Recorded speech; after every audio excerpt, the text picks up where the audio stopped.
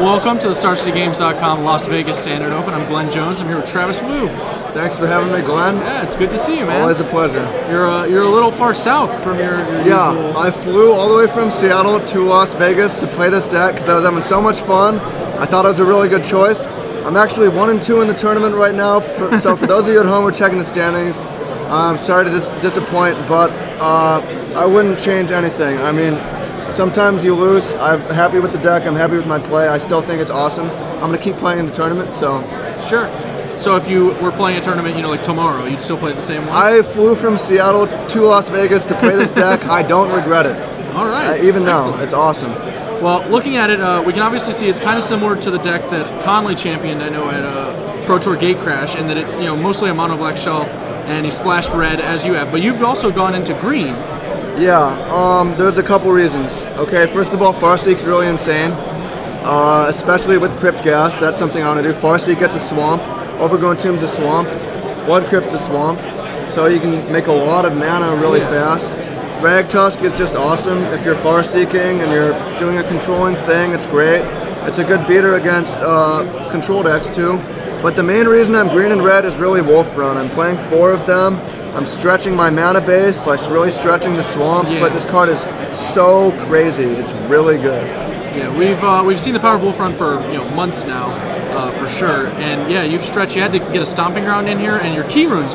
You got Gruul key runes, which I think this is the first time we've seen that card. And it's on the stats, it's reasonably close to Rakdos key rune, which is definitely a constructed level card. He's been awesome. He's attacked Garrick today. Like he tapped for mana, which is the main thing we need him for. I always like to play decks, especially in ramp decks, like 26 lands, 3 Farseek, 2 key rune. It's over half mana sources.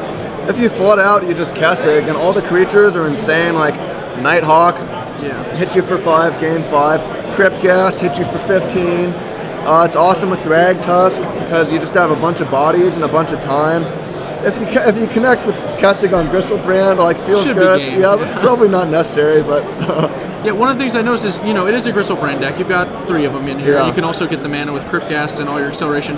But you actually have, a ton of life gain, too, to go with it. Not just his own life link, but, the Nighthawks, which also with Wolf Run, like you said, Thragtusk can even get you another 7 cards in the right circumstances. Yeah, and the Cryptghast, too. The Extort is actually a very real thing. In the first game of the tournament, I want to say I had all 4 Cryptghasts on the field, which is a lot of mana and a lot of life drains. He's at 7, but it's just... A handful of spells. Give me your 7 life, yes, Okay, so your numbers are a little skewed. You had to go down to 3 Farseek, it looks. I assume this was just because it wasn't all that castable all the time, or you didn't float on them? So we only have 9 2-mana plays, which is enough to usually get there. I don't want to depend on it super heavily. We have key runes for later, but actually drawing 2 Farseeks is just really bad. Like, the second Farseek is worse than a land, because you're missing a land drop to Farseek, which is like you're spending 3 mana instead of So I just didn't want to draw 2 of them. I hated drawing 2 of them, but drawing 1's awesome if you cast it. So sure. You've also got Sign of Blood, one of the more efficient card drawers in the format. Yeah, I'm only playing 2. The reason for that is drawing cards is nice. Spending early game time and life is not very good against a lot of decks. And also, it's pretty bad on the draw sometimes, because you're like, I want to spend my mana on turn 2, but I'll have to discard and I'm just losing 2 life. So I kind of prepared for maybe losing a bunch of die rolls and being on the draw a lot. I was like, I want to win when I'm on the draw too. So sure. Plus, it's definitely not as efficient as Gristlebrand, which is like your Sphinx's Revelation. Gristlebrand is crazy. So one of the reasons I'm playing this deck is because the control decks have stopped running counter spells just because there's all caverns and everyone's trying to kill on turn 2 or 3, the aggro decks. So Gristlebrand, you can count on it resolving against the control decks, and it's crazy. It has a bunch of abilities. And they're all very good. They don't attack your life total, so you can pick up your deck, and it's a 7/7 threat. They need to deal with that too, so it's just it lets you beat Sphinx's Revelation. They can Sphinx's Revelation for their whole deck, and you can still just beat them with the Gristlebrand. Yeah, one of the synergies I really like in all of these kinds of shells is just the Mutilate, which is a really good sweeper in the format, and Key Runes just as in general combine very well together. Thragtusk also to a lesser extent. You can mutilate everything, then hit your Planeswalker. It's really good.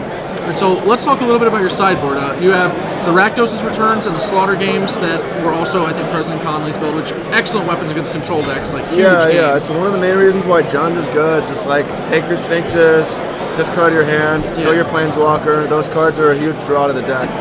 Sure. You also added a Curse of Death's Hold, which is a card that's coming up a little bit in the world recently. Pretty good against the Aristocrats. Yeah, I wanted to just beat the Aristocrats, and there's a few decks that's good against.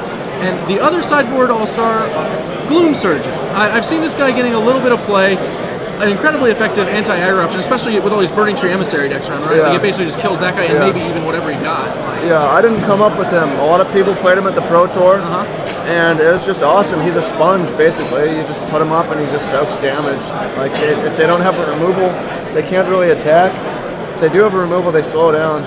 But the removal stretched thin because they want to kill Nighthawk, they want to kill Cryptcast, they want to kill Olivia, so it just stretches them real thin. Yeah, when all your creatures are awesome, it's not that awful to be sideboarding anymore. And plus, he's a 2-drop, which is where you're a little light in those matchups anyway. You'd much rather just get heavier on the bottom end of your curve. Definitely. Oh yeah, so like against aggro decks, I'll just like cut some of the top end and just go real light, Gloom Surgeons. You always have a turn 2, turn 3, so... Especially with Kessig Wolfrun, you know that you can kill them once you get the game late. Yeah, Kessig Wolfrun on Gloom Surgeon is pretty good too, actually, because it's just like, you're going to block, okay? All right. Well, I think that about covers this. A look at this list. I'm sure you'll have more stuff in your article on CFB. Oh yeah, well one thing I think people might have questions about is the swamp count, right? That's something I didn't talk about. Mutilates and Cryptgas are swamp reliant, and we have these 4, 5, 9 non-swamps. Yeah, so Mutilate is like... We have about 65% swamps plus Farseeks. So on average for 4, there's -2, -3. Pretty much gets everything. Infest just happens to be really good, so that is enough. Sometimes you get screwed, but it's usually awesome. Okay, fair enough. Thanks for joining me, Travis. Thank you, Glenn. Good luck in the rest of the tournament. Yeah, thank you.